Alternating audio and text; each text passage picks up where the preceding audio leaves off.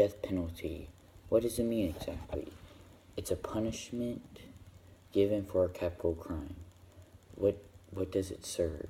It serves nothing but taking human life and will still continue to happen no matter how many death penalties that are served. People that receive a death penalty is because they took someone's life, but when someone is given a death sentence, aren't they killing another human being? Stated by the International Convention, the risk of killing innocents, the justice system can be very developed, but it can still have its flaws and human errors. A death sentence is irreversible.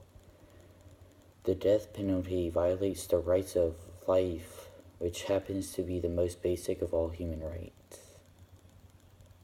It also violates the right not being subjected to torture and other cruel, inhumane, or degrading treatments or punishments. Furthermore, the death penalty undermines human dignity, which is inherent to every human being. History of the death penalty states, as far back as the ancient laws of China, the death penalty has been established as a punishment for crimes in the 18th century BC. The Code of King Hammurabi of Babylon codified the death penalty for 25 different crimes, although murder was not one of them. Stated by, we know that together we can end the death penalty everywhere. The death penalty is a cruel, inhumane, and degrading. Amnesty opposes the death penalty at all times, regardless of who is accused, the crime, guilt, or innocence of method of execution. Colorado governor grants unconditional pardon based on innocence of inmate who was executed. Stated that a press release from a governor's office stated an overwhelming body of evidence indicated that 23-year-old Arity was innocent, including false and court confession. The likelihood that Arity was not in Pablo at the time of the killing,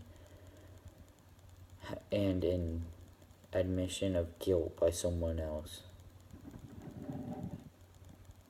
Death penalty focus states, the death penalty is much more expensive than life without peril because the Constitution requires a long and complex judicial process for capital cases.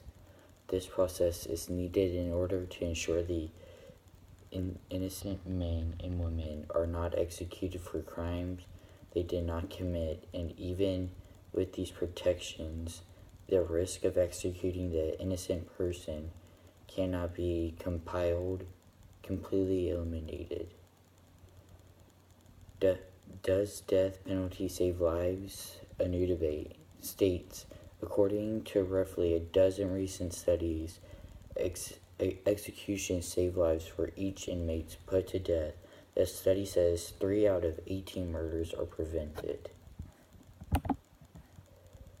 The